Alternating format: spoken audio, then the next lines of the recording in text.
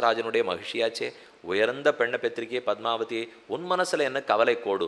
இல்லை பெண்ணு நன்னாத்தான் இருக்கா, ஒரு வாரமாக பார்க்குறேன், என்னமோ தெரியல, ஒரே வருத்தத்தோடு இருக்கா, நடவோட பாவனையெல்லாம் சரியா இல்லை, என்ன ஆச்சோன்னு எனக்கு புரியல, தோழிமார்களை கேட்டால் அவளும் ஒன்றும் பதில் சொல்ல மாட்டேங்கிறா, என்ன இந்த வருத்தத்தெல்லாம் அவள் சொன்னாள். அப்படியா, நான் ஒரு பிள்ளை வச்சுருக்கேன், பண்ணிக்கிறியான்னு கேட்டாள். யார் அது கேட்க சீனிவாசனுடைய சரித்திரத்தை சொல்லி, என் பிள்ளை தான், நான் தான் கல்யாணம் பண்ணி பேசலாங்கிறதுக்காக வந்திருக்கேன், நீ உங்கள் வீட்டு பெரியோர்களிடத்துல பேசி வை, ராஜாவிடத்தில் பேசு. சுகாச்சாரியர் தான் அவளுக்கு குலகுரு. சுக்ராச்சாரியர் இல்லை, சுகாச்சாரியர். சுகபிரம்மம்னு கேள்விப்பட்டிருக்கமே, சுகாச்சாரியர் தான் அவர் குரு. நாராயணபுரத்தில் இவர்கள் வாழ்ந்தார்கள். அருகில் திருவேங்கடம், இன்னைக்கு நாராயணபுரம் இருக்குது, நாராயணபுரத்தில் தான் ராஜதானி, பக்கத்தில் திருமலை.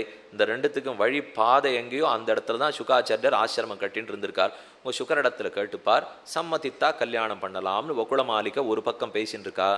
சீனிவாச பெருமாளுக்கு அதுக்குள்ள சந்தேகம் தாங்கல, ஒரே துடிப்பு.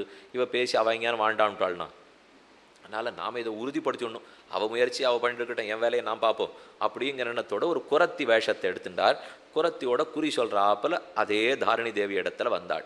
இவள் ஏற்கனவே இப்போ தான் பேசிட்டு போயிருக்கா அவள் குலமாளிகை. மனசில் யாரோ ஆமையே கல்யாணம் பண்ணி கொடுக்கலாமாமேங்கிற வருத்தத்தோடு அவள் இருக்கா.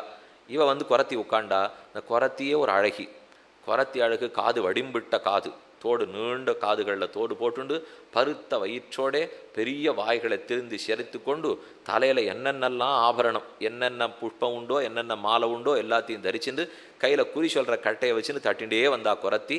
இங்கே ஆருக்கு என்ன கவலை, யாருக்கோ கவலை இருக்குது, கல்யாணம் ஆகலேன்னுட்டு அப்படின்னு குரத்தி வேஷத்தில் வந்து உட்கார்ந்தார். ஆம், என் பெண்ணுக்கு கல்யாணம் ஆகலேன்னு தாயார் தாரணி தேவி சொன்னாள். பெண்ணை கூட்டின்னு வா பார்ப்போம். பெண்ணும் வந்தாள்.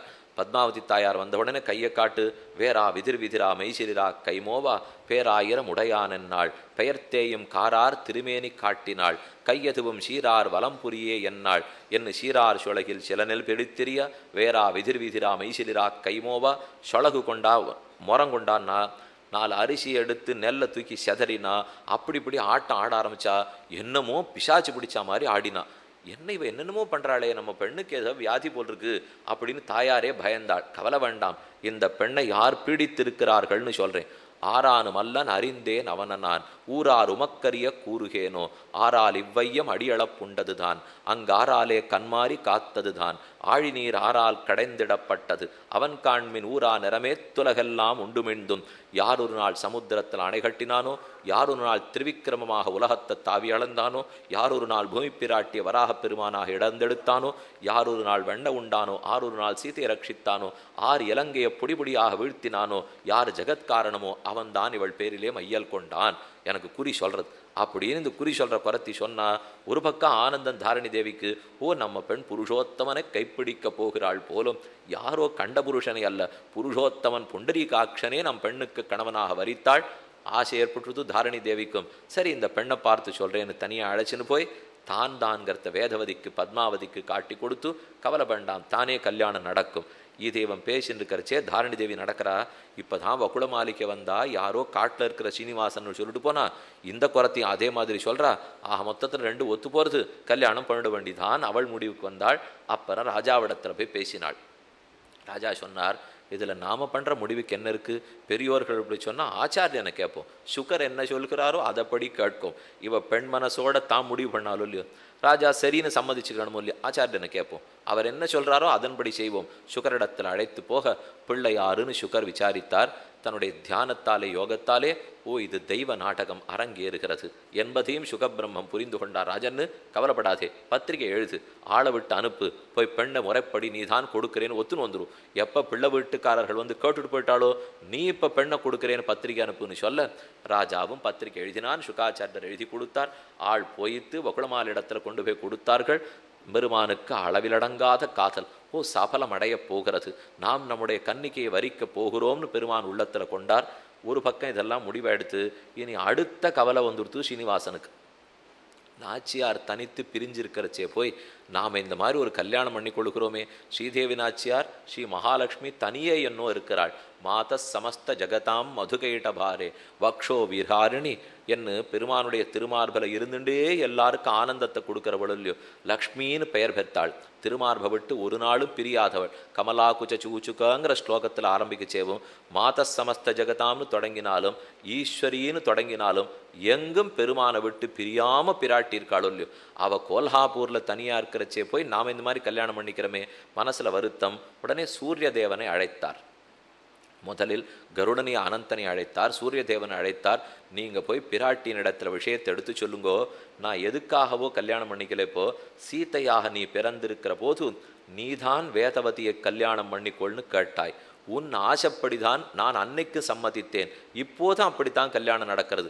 தேவி உனக்கு கோபம் வேண்டாம்னு போய் சொல்லுங்கள் என்று சூரியன் அனுப்ப சூரியன் நேர நாச்சியாரை போய் அழைத்து கொண்டு வரப்போனார். நாச்சியாரும் வந்து சேர்ந்தாள். அவளும் இருந்துதான் கல்யாணம். பெருமாளுடனே எல்லா தேவர்களையும் கூப்பிட்டார். நாம் நம்ம இடத்திலே இருந்து திருமலையிலேருந்து புறப்பட்டு நாராயணபுரத்தை நோக்கி ஊர்வலமாக செல்ல வேண்டும். பெரிய ஊர்வலம். எத்தனை நாள்னா கல்யாணம் முதல்ல 11 நாள் கல்யாணம். நாம் நினைக்கிறாப்புல ஒரு நாள் கல்யாணம்லாம் இல்லை. ஒரு நாள் கல்யாணம் கேட்கறதுக்கு நீங்கள் இங்கே 2 மணி நேரம் உட்காரணும்னா 11 நாள் கல்யாணம் கேட்கறதுக்கு 22 மணி நேரம் உட்கார்ந்து எழுனா தான் கல்யாணமே புரியும். அதனால் அவசரப்பட்டுவிட்டா கல்யாணத்தை முடிச்சிட முடியுமோ? அவள் 11 நாள் கல்யாணம் பண்ணியிருக்கா. இவர் நேராக புறப்படுறது எவ்வளோ பெரிய கோலாகலம் ஊர்வலம். இன்றைக்கி நம்பெருமாளுக்கு புறப்பாடுன்னா முன்னாடி ஆனை, அப்புறம் குதிரை, அப்புறம் பிடிச்சுட்டு இருக்கிற விதானங்கள், மேல்கட்டிகள், அதற்கப்புறம் வாத்தியக்காரர்கள், அதற்கப்புறம் அத்தியாபகர்கள், அப்புறம் அர்ச்சக ஸ்தானிகர்கள், அப்புறம் நம்பெருமாள் பல்லக்கில் எழுவர், அதுக்கு பின்னாடி வேதபாராயண கோட்டி, பின்னாடி ஸ்ரீவைஷ்ணவர்கள் கோட்டி. இவ்வளவு பெரிய கோட்டி புறப்பாடு கண்டொழி போகிறதுன்னா அவர் தெற்கு வாசலில் வெளியில் வந்தார்னா இன்னும் முதல்ல போயிட்டு இருக்கிற யானை தெற்கு வாசலுக்கு வரச்சே தெற்கு வாசல்லேருந்து கடைசி ஆள் கிளம்பியிருக்க மாட்டார். அவ்வளோ பெரிய கோட்டி. இன்னைக்கு இந்த அரசியல்வாதிகள்லாம் கோட்டி நடத்துகிறாள்னா ஒருத்தர் பார்த்துட்டார், மேடையை கடக்க 3 மணி நேரம் பிடித்தது அப்படின்னு போடுறானோ இல்லையோ. இது அந்த மாதிரிலாம் சின்ன கோட்டிலாம் இல்லை. இது இவர் திருவேங்கடத்திலேருந்து கிளம்பி நாராயணபுரத்துக்கு போகிறதுக்குள்ளே லட்சோபலட்சம் ஜனங்கள், 33 கோடி தேவர்களும் கூடி நின்றார்கள். அப்போ எல்லா தேவர்களும் சேர்த்து கல்யாணத்தில் யார் யார் எந்தெந்த ஏற்பாடுகளை பார்த்துக்கலாம். இந்திரன் சொன்னார், பொதுவாக எல்லா ஏற்பாட்டையும் நான் பார்த்துக்கிறேன்னு விட்டார். இது ரொம்ப வசதி. ஏன்னா ஏதானும் ஒன்றுன்னு தனியாக எடுத்துட்டா ஆபத்து.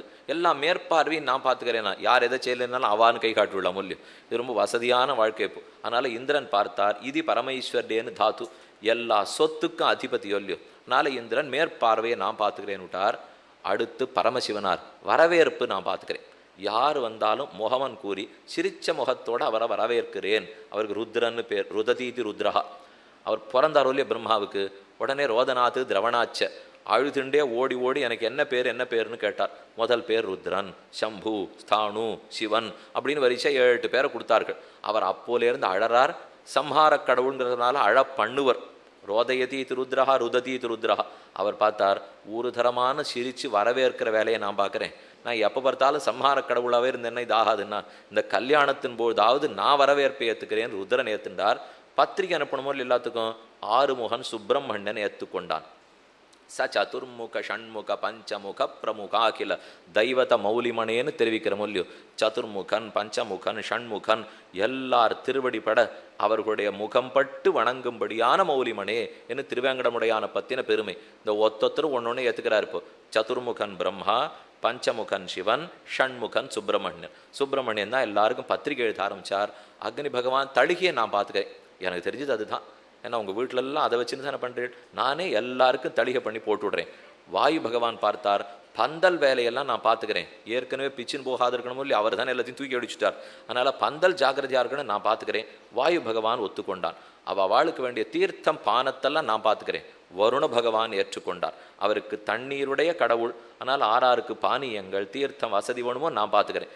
விஸ்வகர்மா தேவத்தச்சன் எல்லாரும் தங்கர வசதியும் நான் பார்த்துக்கிறேன்.